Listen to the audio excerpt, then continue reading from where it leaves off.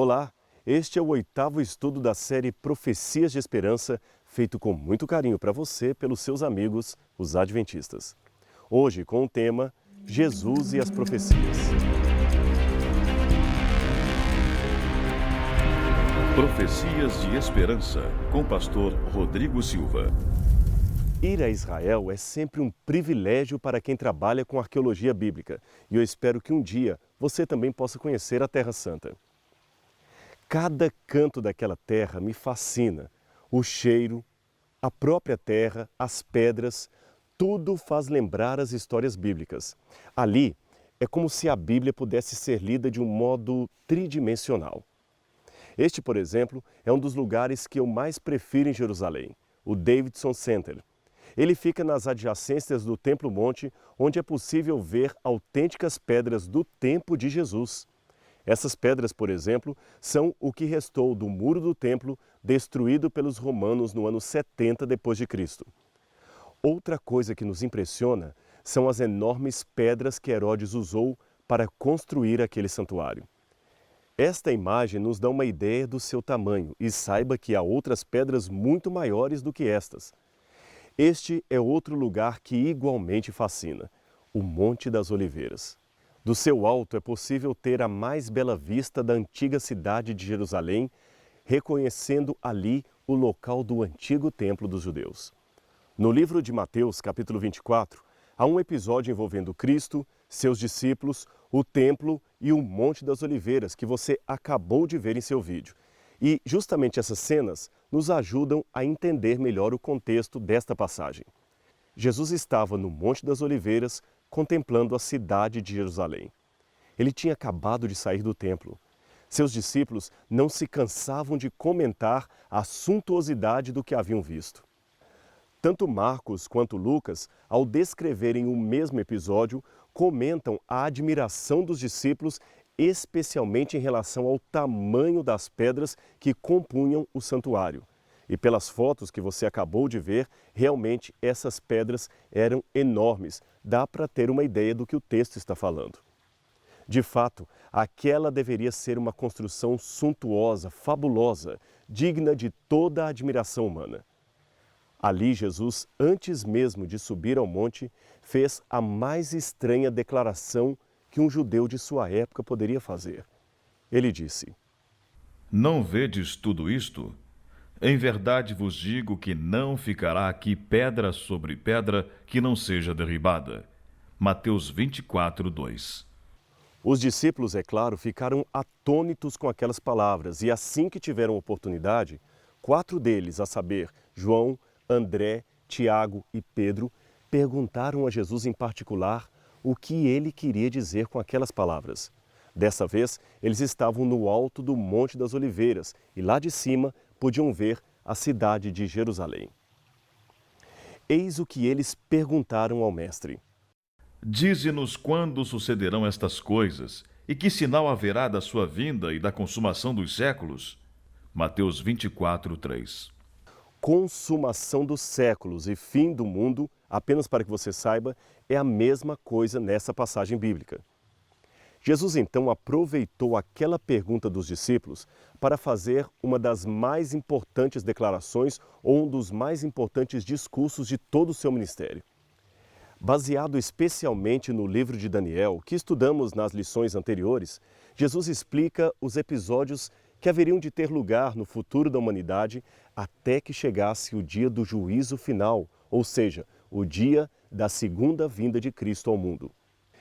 Agora, aqui é importante dizer que Jesus propositadamente misturou perante os discípulos 2 acontecimentos futuros, um imediato, que seria a destruição do templo, e outro ainda distante, que seria a consumação dos séculos, ou, como já dissemos, o dia da volta de Jesus ao mundo.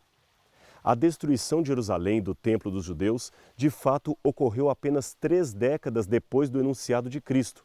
Não é por menos que o próprio Salvador declarou: Em verdade vos digo que não passará essa geração sem que tudo isso aconteça. Mateus 24, 34. Muitos daquela geração puderam, portanto, testemunhar o cumprimento desta profecia do Senhor. Eles viram o templo sendo queimado e milhares de companheiros mortos implacavelmente pela espada romana. Ninguém esperava que o templo sofresse tamanha violência. Não era algo fácil de antever, mas as palavras de Jesus se cumpriram ao pé da letra perante os olhos daqueles que estavam ouvindo o seu prognóstico. Até hoje, os judeus do mundo inteiro se aglomeram no chamado Muro das Lamentações, orando e lamentando a ausência do templo em Jerusalém. Agora, se você olhar bem o texto bíblico, verá que é interessante notar que, logo depois de ter declarado que aquela geração não passaria sem ver o cumprimento dessas palavras, Jesus também deixou claro duas coisas que estão nos versos 35 a 37. Você lembra? Estamos falando de Mateus capítulo 24. Vamos, portanto, ver esses dois versos. Passará o céu e a terra, mas as minhas palavras jamais passarão. Mateus 24, 35. Perceba que aqui Jesus está enfatizando a certeza do que estava dizendo. Aquilo não era uma conjectura, uma hipótese, uma suposição, era uma profecia. Jesus conhecia o futuro.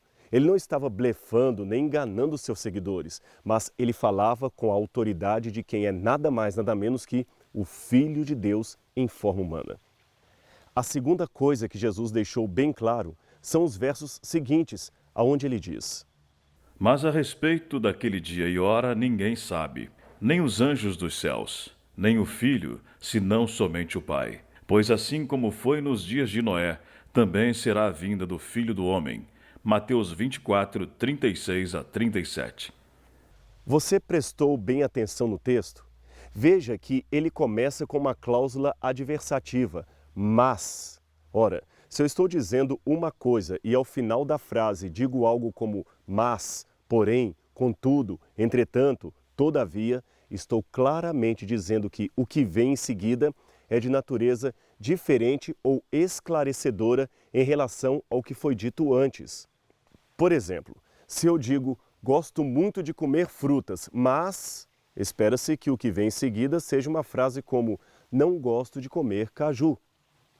Nesse caso, o caju, embora também seja uma fruta, é, em minha lista, um alimento de natureza diferente dos anteriores, no sentido que é a única fruta de que eu não gosto, a única que não faz parte do conjunto anterior. O mesmo se dá com essas profecias de Cristo. Todas são futuras, a destruição de Jerusalém e a volta do Senhor. Porém, a destruição de Jerusalém seria algo, de certa forma, datável, pois seria um evento que poderia ser testemunhado por aquela geração que ouvia Jesus. Lembra? Esta geração não passará sem que tudo isto aconteça. Mas, veja a conjunção, a segunda vinda de Cristo não. Isto seria algo que ninguém poderia datar, nem os anjos, nem o Filho, senão somente o Pai. Portanto, por mais que queiramos, não podemos saber quando Jesus voltará ao mundo. Ficou clara para você essa explicação? Eu dei essa ênfase porque alguns críticos da Bíblia usam o texto de Mateus capítulo 24, verso 34, para colocar em dúvida a seriedade das palavras de Cristo. Eles tomam este verso que fala da geração e dizem, veja, aquela geração de Jesus já passou há quase 2000 anos e Jesus não voltou. Logo, o mestre do cristianismo falhou em sua profecia. Mas como você pôde ver, não é bem assim, não é isto que o texto está dizendo. Outra coisa que espanta a muitos é o fato de Jesus afirmar que nem ele sabia o dia da sua volta. Mas ele não é um Deus e um Deus onisciente? Como então ele poderia simplesmente não saber? É que embora Jesus fosse Deus em pé de igualdade com o Pai, ele assumiu a forma e a natureza humana, tornando-se um de nós. E ao fazê-lo, ele não perdeu seus poderes divinos, nem a sua divindade, mas deixou voluntariamente de usar alguns de seus atributos naturais. Isso significa que aqui na Terra, Jesus lutou contra o diabo como um ser humano normal, revestido apenas da comunhão com Deus. É por isso que Jesus, embora não tivesse pecado algum, nas demais coisas se comportou verdadeiramente como um de nós, como todas as pessoas desse mundo. Ele também enfrentou as mesmas lutas que nós enfrentamos, as mesmas limitações, as mesmas tentações. Só para você ter uma noção, Jesus sentiu fome, sede, poderia ser acometido por uma doença, Jesus podia se machucar, bater com o martelo no dedo, etc.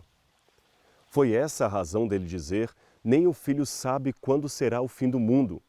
Agora, de volta ao céu, é razoável supor que hoje Jesus saiba quando será o dia da sua vinda, mas a informação ainda se mantém inalcançável aos seres humanos e talvez até aos anjos. Agora, o fato de não sabermos a data da volta de Jesus não quer dizer que o Mestre nos deixaria às cegas no acompanhamento do rumo da história.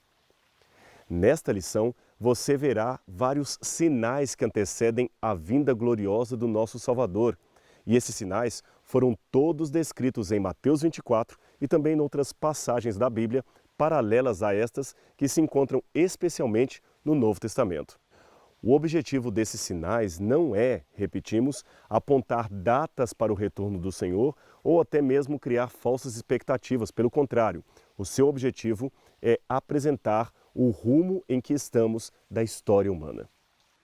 E então, pronto para estudar esta maravilhosa promessa na Palavra de Deus? Então, ore agora comigo, para que o Espírito Santo possa iluminar o seu entendimento. Amado Senhor, neste momento vamos mais uma vez abrir a Tua Palavra. Queremos aprender estas promessas, ó Pai. No mundo há tanto ódio, violência, provação, desespero. Muitas vezes somos tentados a desistir da vida porque tudo parece sem fim. Parece que não há mais saída para o dilema humano.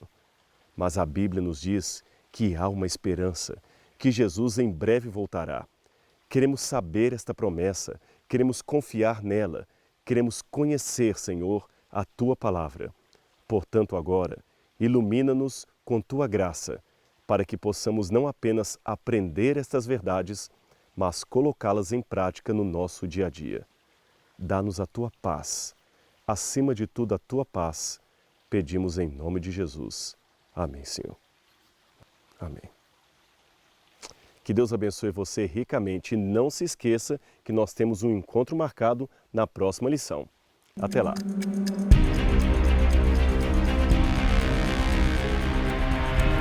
Profecias de Esperança, com o pastor Rodrigo Silva.